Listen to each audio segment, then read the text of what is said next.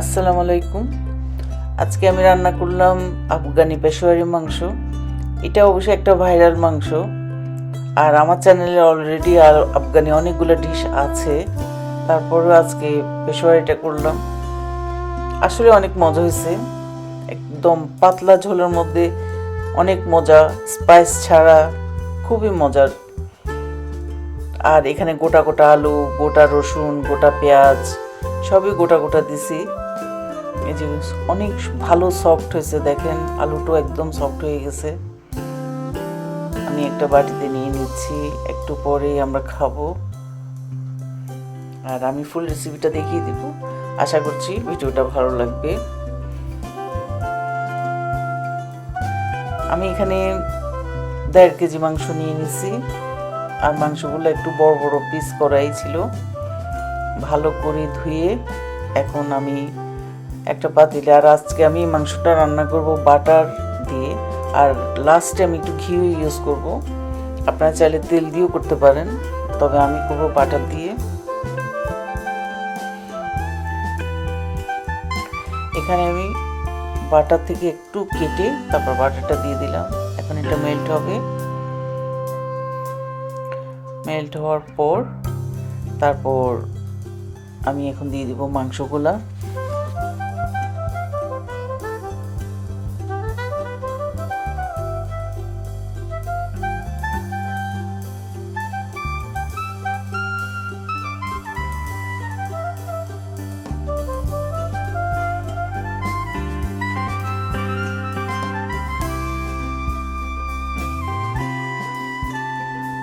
মাংসগুলো দিয়ে আমি একটু নাড়াচাড়া করে জাস্ট মাংসের কালারটা আমি চেঞ্জ করব, মানে এখানে ভাজবো আর কি। 2-3 মিনিট ভাজলেই মাংসের কালারটা একটু সাদা হয়ে যাবে, একটু চেঞ্জ হয়ে যাবে। তারপর এখানে আমি বাকি ইনগ্রেডিয়েন্ট দিব। এখন দিয়ে দিচ্ছি আদা রসুনের পেস্ট।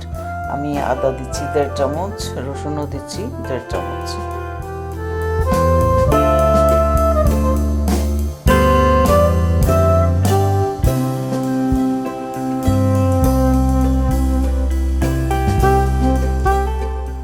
আদা রসুন দিয়ে একটু মানে 5-6 মিনিটের মতো একটু কষাই নিয়েছি।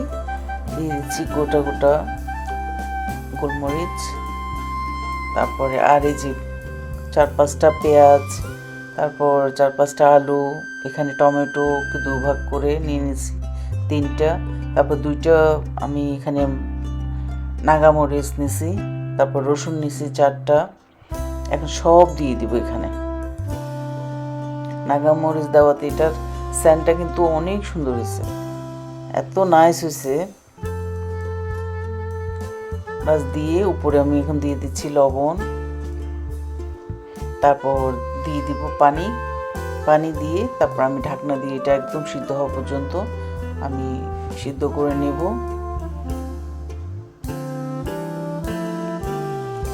আর আমি একদম বেশি পানি দিব না, এই এনাফ এতটুকুই দিব। এখানে যতটুকু মানে সিদ্ধ হওয়ার পর যা থাকে, কারণ আমরা ঝোল অত বেশি খাই না। এই যে দেখেন, এরপর কয়েকটা কাঁচামরিচ দিয়ে দিচ্ছি। এগুলো থেকে অবশ্য ঝাল বের হবে না, এখানে নাগামরিচ থেকে সুন্দর গ্রান বের হয়েছে।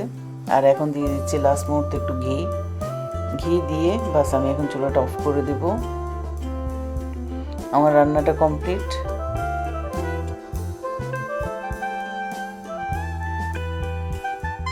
আর ঠান্ডা হওয়ার পর আমি দেখাচ্ছি।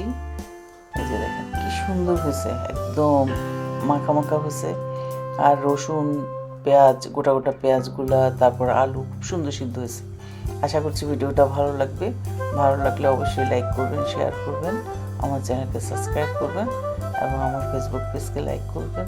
আল্লাহ হাফিজ।